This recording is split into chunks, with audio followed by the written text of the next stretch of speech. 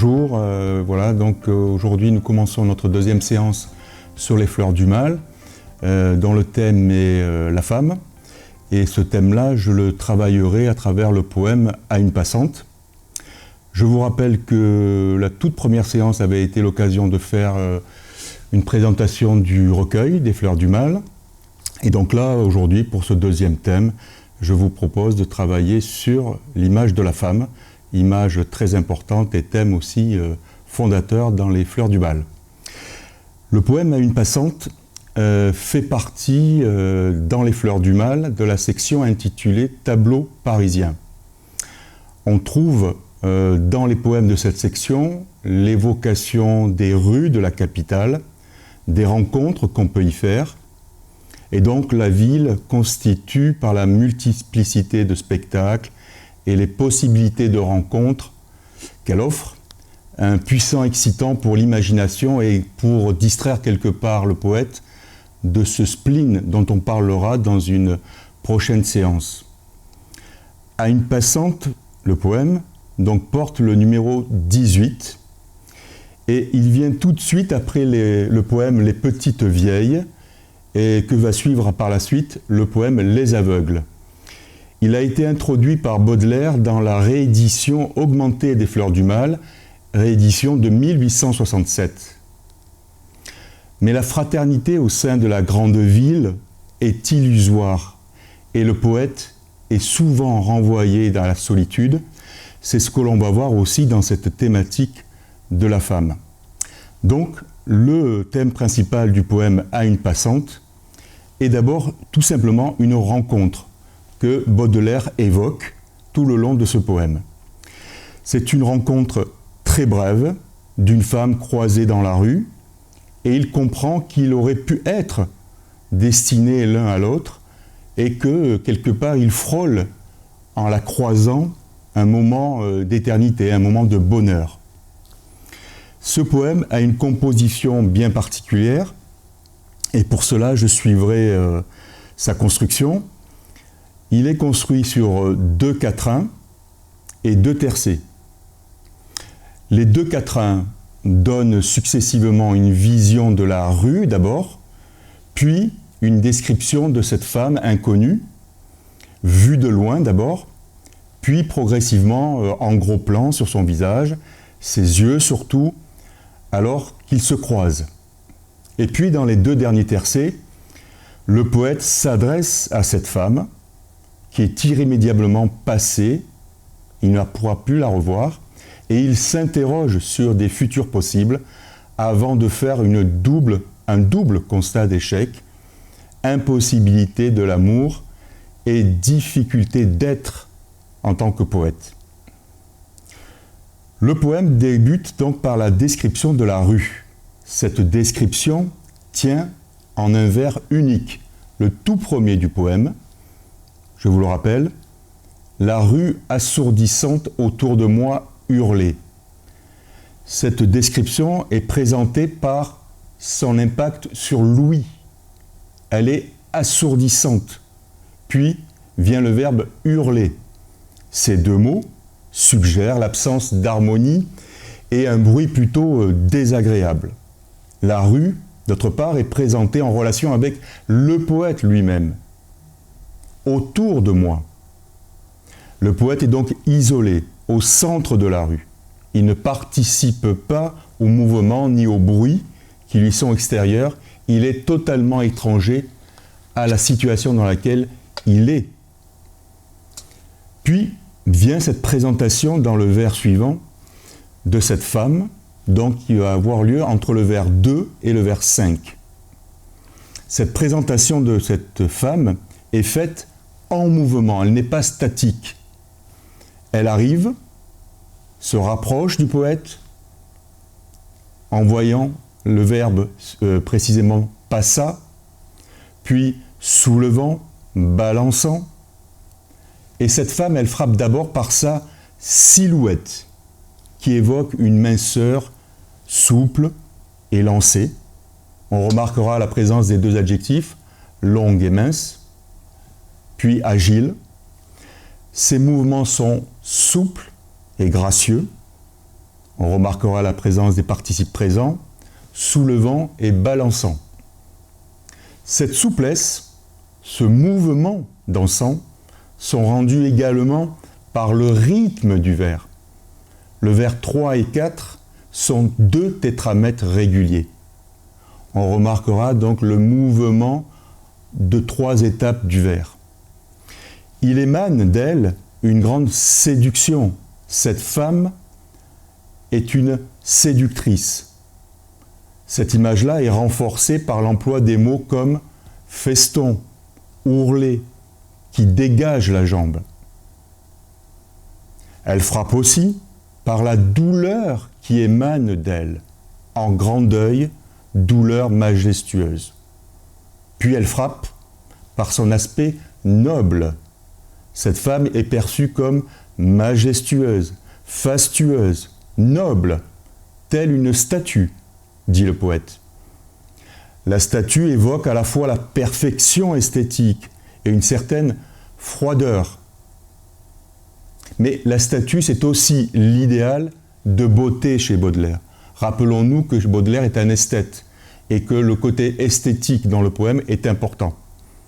C'est donc une personne qui tranche sur l'ordinaire des personnes rencontrées, même dans la section des tableaux parisiens. Cette femme, elle est particulière. Elle émane d'un moment qu'on ne connaît pas. Elle tranche aussi par son harmonie sur l'ensemble de la cacophonie de la rue. En deuxième point, je verrai donc la rencontre qui va se faire donc dans le deuxième quatrain entre le poème et la femme. C'est maintenant l'instant où les deux êtres se croisent et où leurs regards se rencontrent. Cet instant prend une durée importante avec l'imparfait « moi je buvais ». C'est un instant d'éternité que trouve le poète à ce moment. Le regard de la femme est présenté par l'intermédiaire de l'œil au singulier. C'est la porte d'entrée vers le monde intérieur de la femme. C'est la fenêtre, pour faire référence aux fameuses fenêtres de Charles Baudelaire dans Spleen de Paris. Il est assimilé par métaphore à un ciel livide où germe l'ouragan, image plutôt classique chez Baudelaire, que l'on reconnaît dans le poème Invitation au voyage. Le mot livide évoque la couleur plombée, bleuâtre du ciel d'orage, en même temps que celle des yeux. L'ouragan en germe suggère toutes les passions contenues. Cet œil frappe également par tout ce qu'on peut y lire, de douceur, de plaisir. Image de la femme à la fois sœur, mère, mais de la femme essentiellement sensuelle. La réaction du poète est celle d'une contemplation égarée. Il est crispé comme un extravagant et presque angoissé. Crispé. L'immobilité du poète s'oppose donc à la souplesse et au mouvement de la femme. Le poète, qui était seul, je rappelle, dans la foule au vers 1, est bouleversé par la sensation d'avoir rencontré l'âme sœur. La douceur et le plaisir qu'il lit dans les yeux de la femme sont envisagés par rapport à l'effet qu'ils ont sur lui, qui fascine, dit-il, qui donc l'ensorcelle, qui tue même. Les deux postulations qui sont en lui pourraient chacune trouver satisfaction dans cette femme. Remarquez aussi la force du verbe « je buvais ». Il se remplit de cette douceur, de ce plaisir. Il les absorbe par son propre regard. Ils se sont croisés, ces deux personnages, cette femme et le poète. Un éclair, puis la nuit. La perspective de vie possible entre cet inconnu a duré l'instant d'un éclair. Ce mot évoque, en même temps que la brièveté, la lumière qu'offre ce qu'il lit dans les yeux de cette femme. La lumière intérieure de cette femme. Dès que le visage est passé, le poète retombe immédiatement dans la nuit intérieure. en voyant un dos s'éloigner, vêtu de noir. Et on remarquera ici l'opposition entre lumière et nuit, qui introduit une note plutôt pessimiste. Quatrième point, le poète s'adresse à l'inconnu qui a déjà disparu, vers 9 à 14, en une sorte de monologue intérieur introduit par le tiré. Et on remarquera à ce moment-là la périphrase par laquelle l'auteur suggère, désigne cette femme qui acquiert de l'importance. Le mot « fugitive » évoque la brièveté de la rencontre et le mouvement de marche rapide de la femme. C'est sa beauté et son regard qui la caractérise physiquement. C'est surtout l'impact profond que cette rencontre a eu sur l'auteur qui est accentué. Effet immédiat à travers l'adverbe « soudainement » qui apporte un effet vital, quasi de renaissance. L'espace d'un instant, grâce à cette femme, le poète a échappé à son spleen, à son mal intérieur, à sa mélancolie, et il lui en est reconnaissant. Interrogation sur le futur. Ne te verrai-je plus ? On remarquera l'accent sur le regard à nouveau, car c'est le regard qui lui a permis de renaître. Croyance en un au-delà où les âmes se retrouvent pour l'éternité. Incertitude du futur terrestre par rapport à la certitude de cet au-delà. Ailleurs, bien loin d'ici, dit-il, trop tard, jamais peut-être. Remarquez la gradation dans l'espace, puis dans le temps. On dénote, d'autre part, une certaine angoisse du poète. Il se sent seul devant le destin. Il a l'impression d'avoir raté quelque chose. Son émotion est marquée par les nombreuses exclamations du poème. La fin du poème, on va noter des constats finaux introduits successivement par la conjonction de coordination car.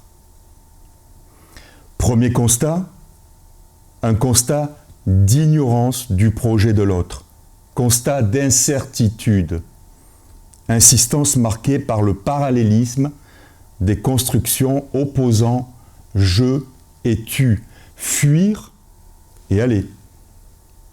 C'est le mouvement physique, mais c'est aussi une métaphore de la destinée de chacun. Car, dit-il, j'ignore où tu fuis, tu ne sais où je vais.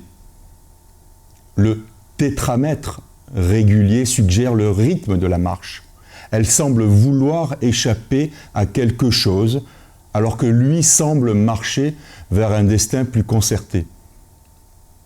Le deuxième constat s'oppose au premier, car c'est un constat de certitude, par contre. Ici, l'insistance est marquée par l'anaphore à valeur incantatoire. Ô toi qui sublime la passante, ô toi que j'eusse aimé. L'hypothèse fonctionne dans l'irréel avec le conditionnel passé, deuxième forme.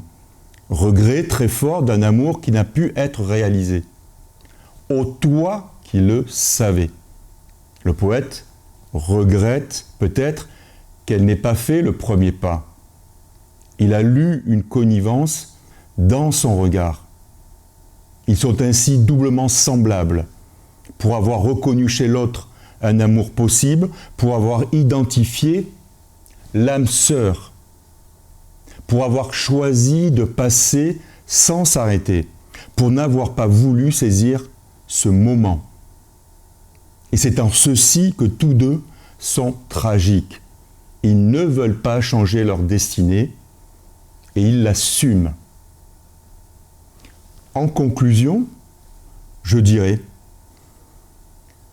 que ce sonnet fait une sorte de synthèse de différents aspects du spleen baudelairien, mais donc évidemment de l'image de la femme. Le poète est en proie à la mélancolie, ce qui fait vivre et ce qui fait échapper une chance d'échapper à la solitude. La femme associe douceur et plaisir, ce qui fait vivre et ce qui tue. L'image de sa beauté est sculpturale et mouvante en même temps. Le tableau parisien est suggestif, quoique rapide. L'individu, isolé au milieu d'une foule bruyante, c'est un thème que l'on retrouve dans le spleen de Paris, en particulier dans des poèmes comme Foule, où on parle de la multitude, de la solitude, terme égaux et convertible pour le poète, actif et fécond. Le poète touche le lecteur car il rapporte une expérience qui a pu être vécue par bien des lecteurs et il le fait d'une façon sans lyrisme excessif, mais avec beaucoup de justesse dans le choix du vocabulaire. Cette femme, cette passante, décrite dans ce poème, est une image quasi sublimée, rêvée, quasi fantasmée de la femme pour Baudelaire. Voilà, la prochaine séance se continuera sur une thématique dont j'ai un peu parlé à l'intérieur de ce poème, qui va être celui du spleen, thème important dans la poésie du XIXe siècle, qu'on en a souvent parlé par le mal du siècle. Voilà, je vous attends pour la prochaine séance. Merci.